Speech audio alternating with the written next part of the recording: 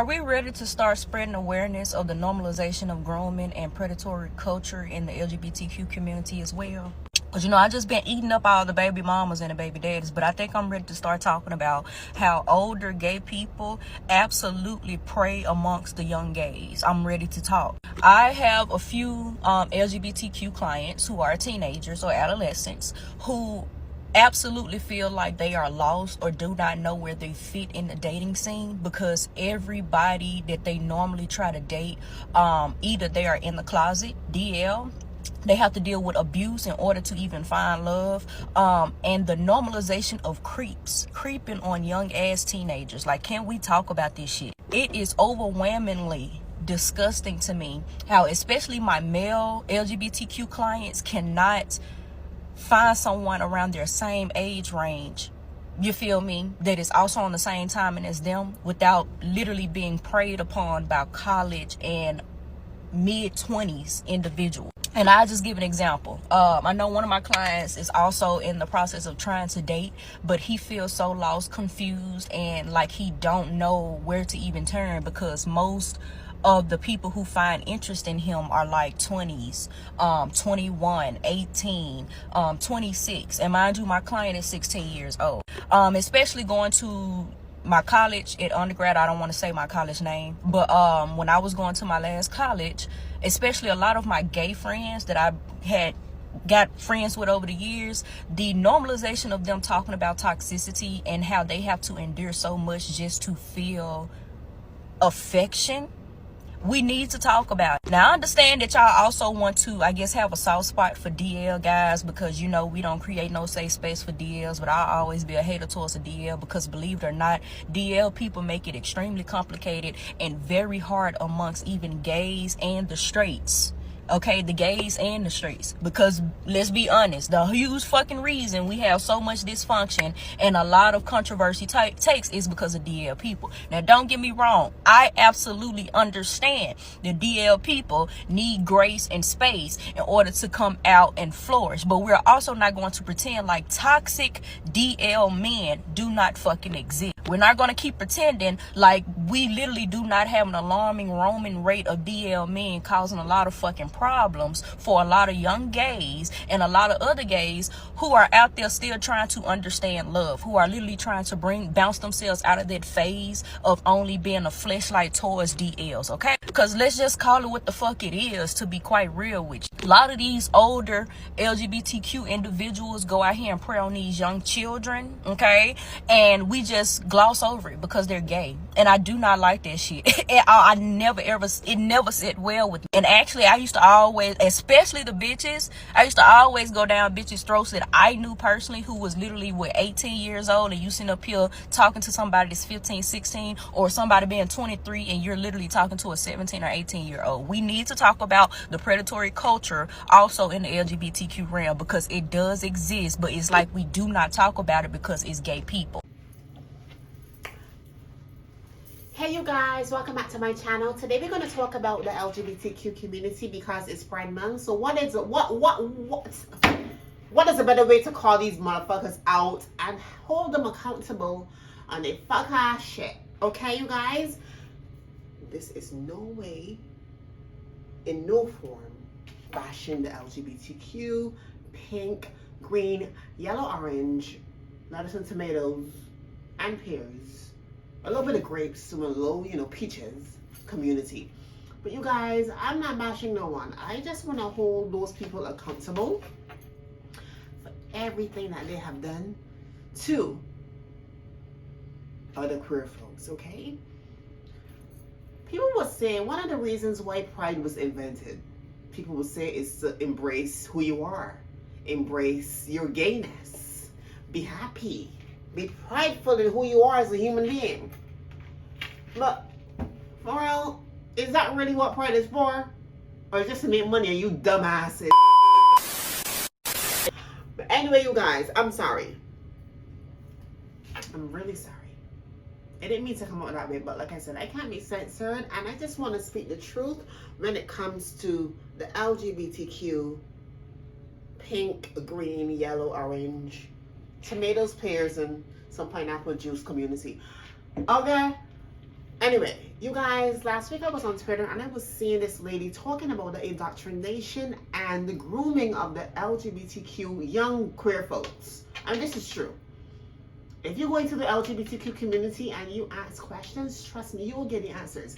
And don't even ask questions. All you gotta sit down, observe you, and then see everything that I'm saying is true.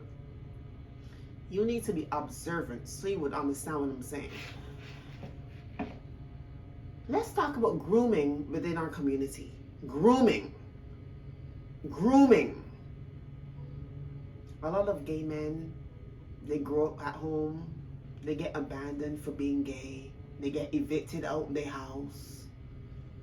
They get put out. They get abused. They get bullied. They get everything thrown at them. Plus, on top of being a black man. Plus, on top of being too feminine. Black and queer. Wow. That is a recipe for hardship already. However, if you ask every gay man this, I'm telling you, 99.99% of gay men have similar stories. And I'm telling you, similar stories. I myself too was put out of the home because of what I want and what I liked. And it forced me to live in a man's house. I had to have sex with him to keep a roof over my head. And he was 54 years old and I was only 15 or 16. So as I get older, I'm like, oh my God, that was wrong. And he was wrong. And I actually also take accountability in my part, and we all was wrong, but at the same time, this is what I'm talking about, indoctrination and, and being groomed by old men and older folks within our communities and in the LGBTQ communities who actually are the fucking allies, Who are the allies? Who are the people that's supposed to look after our queer folks coming up after me? Because when I was young, it was hard. And I don't think it got easier. I think it got harder. Right? And I said this. It's Pride Month, you guys. And I said this. You see, like, I'm in a different position in my life right now where I can just give knowledge and I can give at least a little bit of comfort, okay? Because I would never sit down and watch a young queer folk go through what the fuck I've been through and say nothing.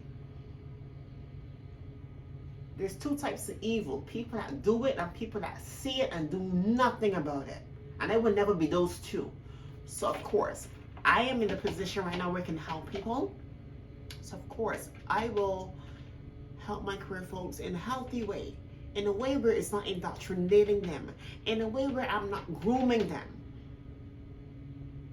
Because I know what it feels like to be that young. Yes, starting a new journey of self-discovery, of transitioning, of you name it.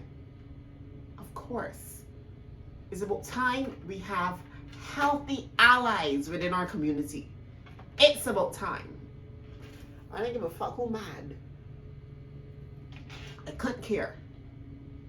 Because you people don't really care about your community if you're indoctrinating them and if you are grooming them to sway them in the wrong way. That's not love. That's the devil's work. However, I would never, ever hurt anyone. I don't even know why I said that, but I mean it like, you know how many people get hurt from the community? You know how many people get hurt from this community? From this community, including myself. That's why I ran far away from it. I don't fuck with it. I'm not fucking with it. And that's why folk don't see me. And that was by design. I did that for a reason. I don't belong there. Skin folk ain't kin folk. I don't belong there. Because they black and queer, that means that you should be there. You get me right?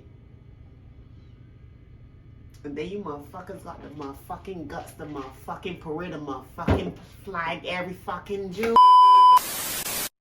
So, a lot of LGBTQ queer folks have that same story. Well, similar, you know. They get evicted from home and then the parents don't want them. So which force them to go on the streets, do stuff to survive, or turn to the LGBTQ community for somewhat guidance and help. But then that guidance and help and that mentorship turns into a whole type of dominance and power and just sexual abuse and sexual misconduct. And yeah, this is what's happened in the community that people don't often see. But like I said, if you squint, you would definitely see everything. I ain't ever lying. Ask anybody. Ask anybody. And to say this, right, is like, you know, it's so sad because we, and I'm talking about we, and I'm using we loosely. I'm using we loosely. I'm sorry, let me stop hitting the table. That's just some sort of custom to do, you know, hitting when they speak. You know, that's a black thing. Like, we hit when we speak. Anyway, I'm sorry. Where I am now, what I'm saying is it's so sad to see that, you know, people really don't often, oh, well, of course, people in general, but I mean like the world turned their back on the LGBTQ queer folks, and then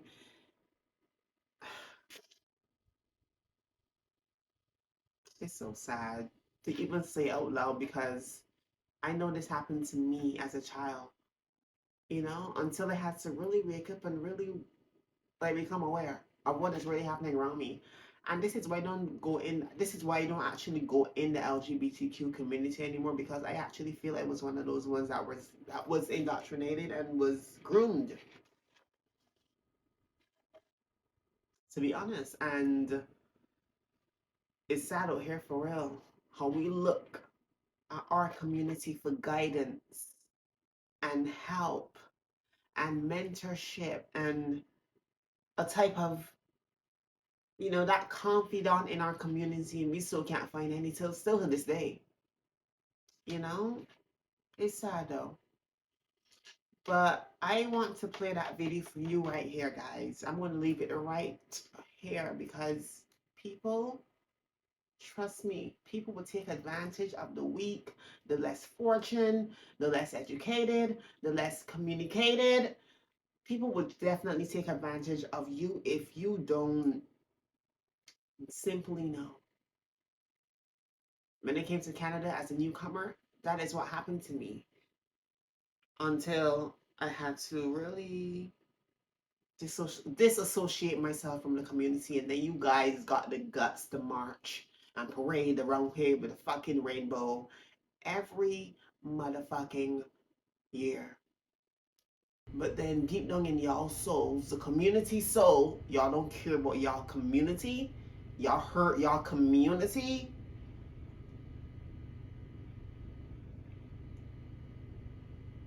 But marching and call it Pride Month? Come on.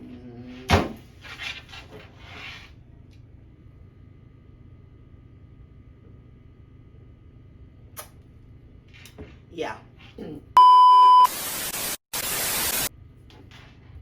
It's true for real. I don't like it for real. This is why I don't fuck with the community at all.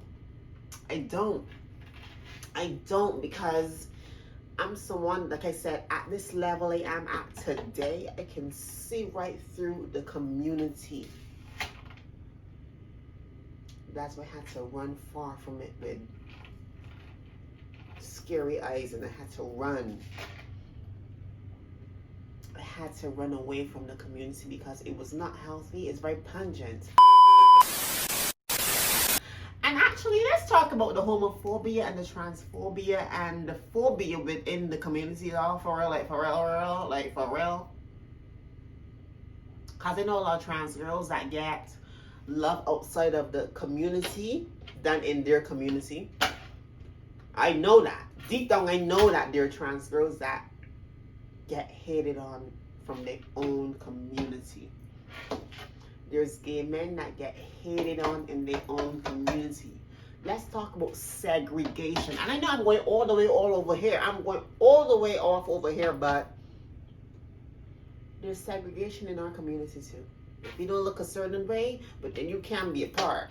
If you don't act a certain way, but then you can't be a part. And if you don't dress a certain way, then you can be a part. And let's talk about the trans girls that haven't passed. You see, like there's some that are passable, but the ones that don't pass, they get a hard pass from the community. That is why I don't associate. I just sit down and observe every blood clot thing. You have to be observant in this community. And if you aren't observant, trust me, you will fall in the trap of the grooming and the, indoctrination and everything.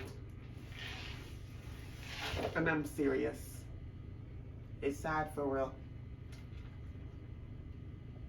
It's really sad. I mean, I just wanted to talk about, and I didn't want to make the video long, but you guys, this is so true.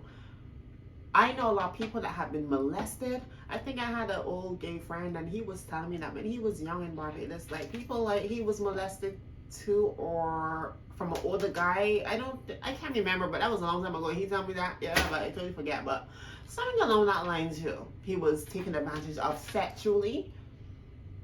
But nobody didn't care because he was a gay man, and people think that, well, he ain't looking for something, and but necessarily that don't be the case.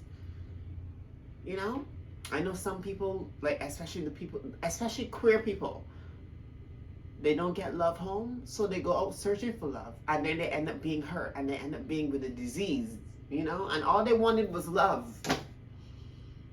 All they wanted was love. So yes, it's about time that the hold on a minute, I want to say this, it's about time that queer folks like me, hold the LGBTQ company or community, or LGBTQ companies, because that's what they do, they make money off of y'all. LGBTQ companies and communities, y'all, we gotta hold them accountable, child. We have to. Because if we don't, this will be happening for generations and generations to come. That's why I want to fucking churn. I don't want to churn. Because the same thing, the way how this world is working, yes, working. The same way how this world is working,